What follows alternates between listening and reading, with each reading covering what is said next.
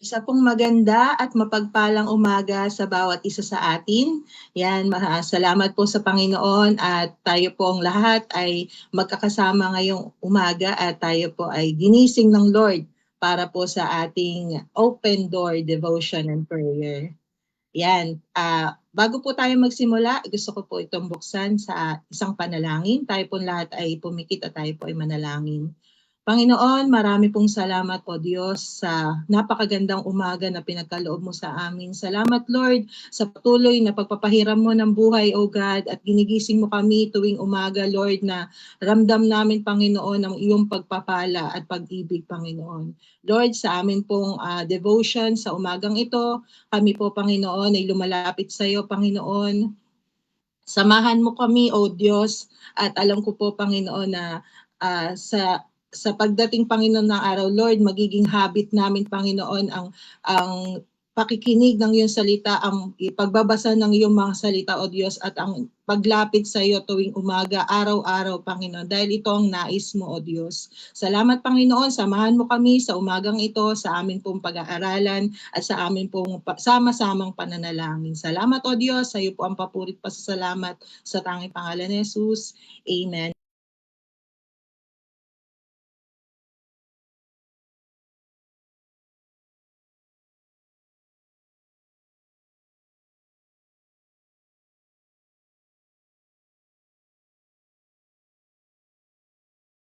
Okay, isa po muling magandang umaga sa lahat po ng nakikinig, nanonood sa atin pong live stream. So ang ating pong pag-uusapan, ang ating pag-aaralan sa umagang ito ay matatagpuan sa unang Tesalonica 5:17 to 18. Yan, alam ko na alam ng bawat isa ang talatang ito, ang verse na ito. Inulit ko po sa 1 Thessalonians 5:17 to 18. Yan. Kung meron po kayong Biblia, ito po ang sinasabi. Makisabay na lamang po kayo sa aking pagbabasa. 17, pray without ceasing. 18, in everything give thanks, for this is the will of God in Christ Jesus concerning you. Ang title po ng ating pag-uusapan ay Sipagan sa Pananalangin. Yan, Sipagan Manalangin. Yan, yun naman po talaga ang buhay ng bilang isang Kristiyano ang ating pong paglapit sa ating Panginoon. 'Di ba? Alam na alam po natin ang talatang ito. Amen po. So, ang sabi, manalangin ng walang patid at syempre palaging magpasalamat. Bilang mga Kristiyano po, ang pananalangin ay katulad po ng hangin. Kapag walang hangin, hindi tayo mabubuhay, 'di ba? Ganon din po ang pananalangin. Bilang Kristiyano, ito na yung ating oxygen bilang isang mananampalataya. So tandaan po natin na ang prayer ay hindi lamang paghingi sa Diyos. Amen? Hindi lamang tayo nananalangin sa Kanya kapag meron tayong gustong hingin or meron tayong naiisip na para sa sarili natin. Ito rin po ay paraan ng fellowship natin sa Lord. Ito rin po ay paraan ng ating communion with God. Yan. And then when we pray, we enjoy the company of God. 'Di ba? Sino po dito yung pag nananalangin is na-enjoy niya yung company ni Lord? Na alam natin na kasama natin si Lord sa ating pananalangin. Yan, sabi nga, we must always pray. Sabi sa awit, 'di ba? Meron tayong awit na masaya man tayo o tayo ay malungkot. Wala tayo ibang gagawin kundi manalangin. Hindi ko mo tayo ay masaya lamang, tayo ay mananalangin. Hindi ko mo malungkot lamang tayo, doon lamang natin kailangan ng Diyos. Sabi, masaya tayo o malungkot, kailangan nating manalangin. Yan. Ano-ano nga po ba ang benepisyo o benefits sa atin ng pananalangin? Yan. Kapag may sakit tayo, 'di ba? Kapag may sakit tayo, tumatawag tayo sa Lord at tayo ay gumagaling. Kapag tayo ay nanghihina, lumalakas tayo pag tayo ay lumalapit sa Lord. Kapag malungkot tayo, yan, pinapasaya tayo ng Holy Spirit, ng presensya ng Lord. Kapag takot tayo, meron tayong kinakatakutan, sino nagpapatapang sa atin? 'Di ba ang ating Panginoon habang tayo ay nananalangin. So kapag wala tayo, amen, mas lumalapit tayo talaga pag walang-wala tayo. Tinutulungan tayo ng Diyos. Kapag may problema tayo, binibigyan tayo ng solusyon. At madami pa pong iba. Kung meron pa po kayong naiisip na benepisyo ng pananalangin sa inyong buhay, pwede nyo pong i-comment sa comment sections natin, no? Para po maging kalakasan din po sa ating ibang mga kapatid. So sa aklat po ni Daniel, makikita natin kung paano iningatan ng Diyos si Daniel, ang taong pinagbabawalan manalangin sa Diyos pero di nagpatinag, 'di ba? Kahit ang kapalit nito ay itapon siya sa kulungan ng mga leon. Ito po ay mababasa natin sa Daniel 6:12 to 13 at Daniel 6:16 to 22. Yan.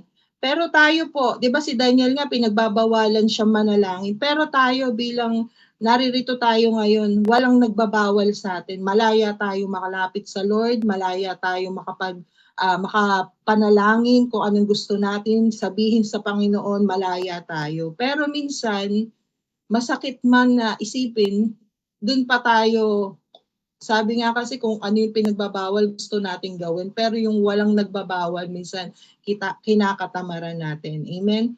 So tayo bilang Kristiyano, malaya tayong makalapit sa Panginoon at manalangin. Kaya kapag prayerful tayo, di ba kahit may problema, ano nararamdaman natin? Minsan panatag tayo. Kahit wala tayong, alam ko naman wala pa nakaranas dito na walang isasaing, amen? Kasi ang Diyos ay tapat sa atin. Siya ay nagbibigay, good provider sa bawat isa sa atin.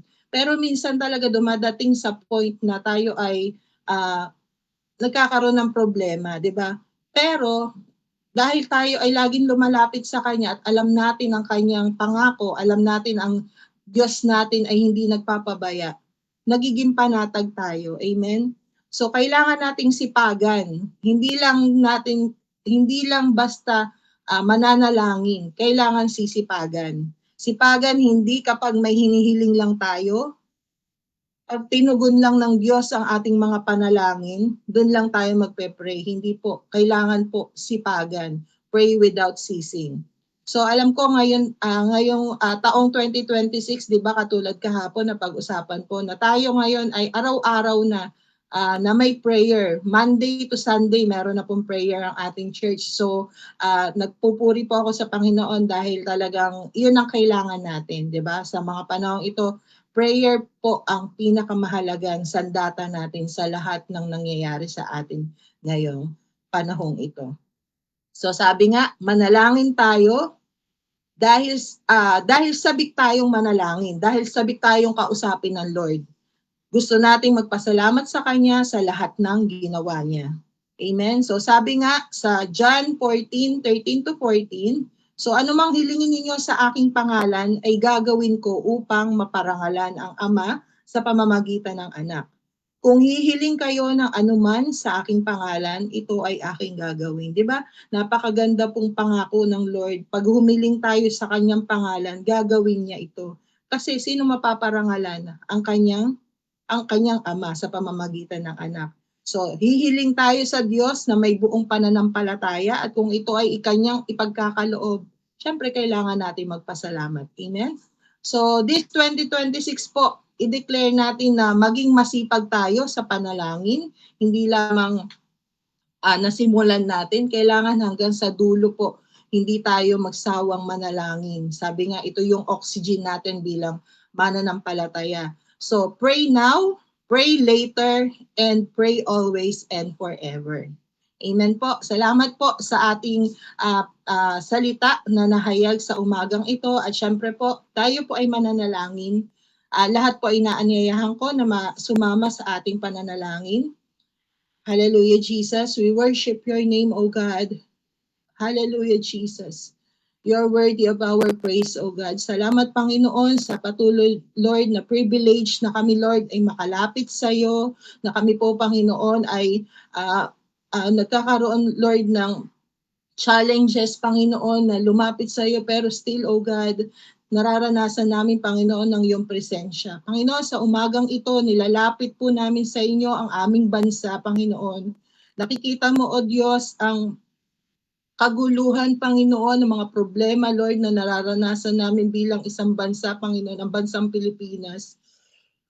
Pero Panginoon, itinataas po namin siya at naniniwala kami, Panginoon, na may gagawin ka, Panginoon, sa aming bansa. Lord, dinadalangin namin, O God, ang mga leaders, Panginoon, simula sa aming presidente, vice president, Panginoon, at sa pinakamababa, Panginoon, na opisyales, Panginoon, ng bansang Pilipinas. Lord, tinataas po namin sila sa iyo, Panginoon. Hawakan mo, Panginoon, ang kanilang puso, Lord. Hawakan mo, Panginoon, ang kanilang mga ginagawa, Panginoon, para sa aming bansa. Lord, bigyan niyo sila, Panginoon, patuloy ng knowledge and wisdom, O God. Lord, hindi man namin naiintindihan, Lord, marami man, Panginoon, negatibo ang isip, Panginoon, sa aming gobyerno, pero alam po namin, Lord, na ikaw pa rin ang may control sa aming bansa, Panginoon. Lord, hindi kami magsasawang itaas, Panginoon, sa iyo ang aming bansa, Panginoon, dahil alam namin, Lord, na ikaw, Lord, ang may hawak nito.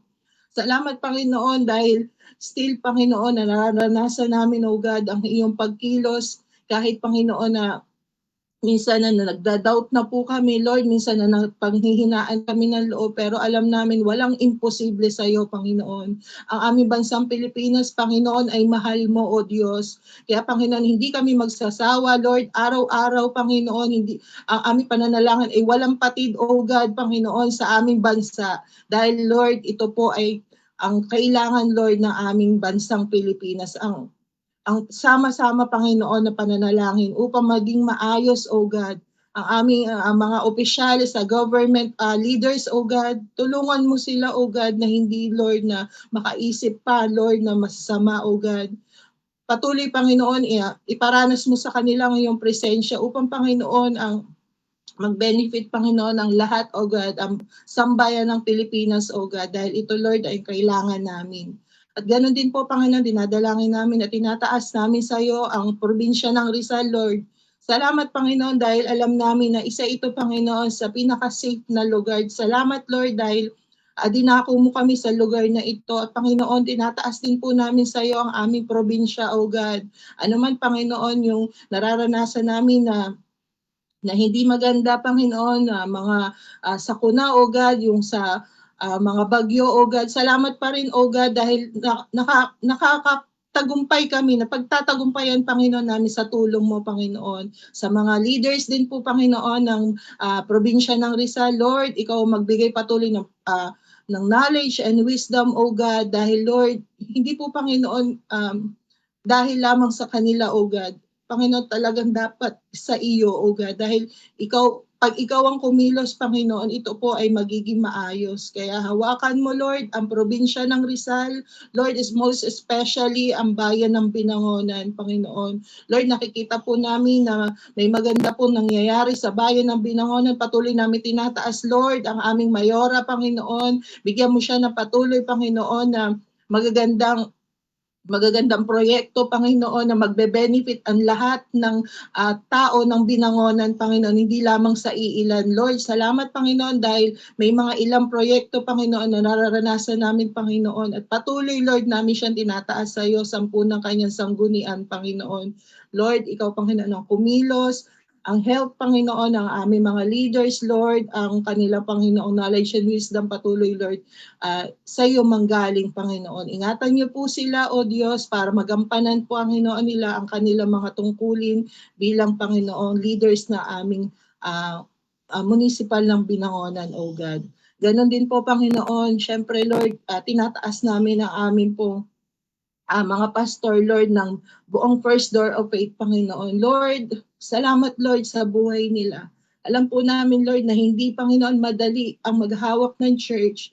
Pero alam po namin, dahil sa iyong pagsama sa kanila, Panginoon, sila ay nagpapatuloy. Lord, pagpalain mo po ang lahat ng aspect ng buhay nila, O God. Panginoon, ang health nila, O God, ang mga pastors namin, alam po namin na ang karamihan sa kanila ay may edad na, Panginoon, pero still, binibigay nila, Panginoon, ang buhay nila sa iyo. Kaya, Panginoon, tinataas namin sila ang lahat ng aspect ng buhay nila, O God, pagpalain mo, especially ang health nila, Lord, knowledge and wisdom na nanggagaling sa iyo, Panginoon. Hallelujah, Jesus. 10 ng kanilang pamilya, Lord, pagpalain mo sila, O God.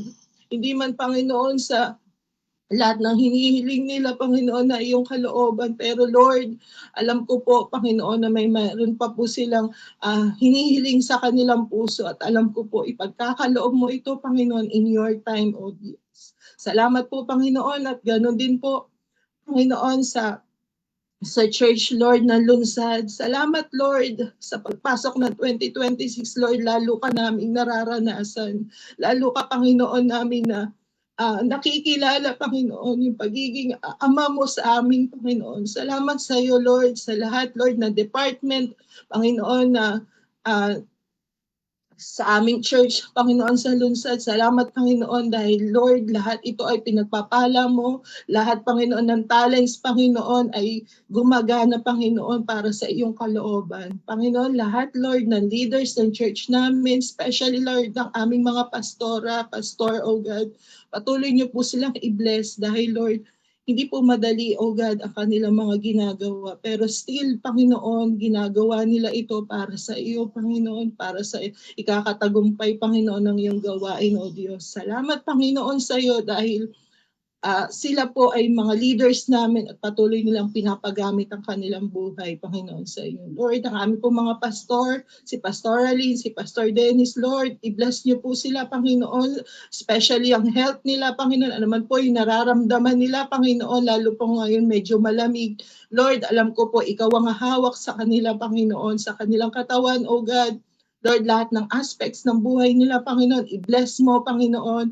At Lord, syempre po ang kanilang pamilya, Panginoon. Salamat po sa buhay nila, Lord, na pinagkaloob nila para po, Panginoon, ibigay nila, O Diyos, para po sa church ng lunsad. Ganon din po, Panginoon, dalangin namin ang mga members, Panginoon, simula, Lord, sa men, sa women, Lord, sa mga young adults, sa youth, Lord, sa mga children, at sa lahat, Panginoon, ng members sa church ng First Door of It Lunsad, Lord, patuloy po namin tinataas. Alam po namin na uso ang sakit ngayon, pero alam namin, Panginoon, na hindi ito magiging hadlang upang hindi kami, Panginoon, makibahagi, Lord, sa gawain mo sa lunsad, sa church ng lunsad, Panginoon. Lord, patuloy, Panginoon, namin dinadalangin ngayon.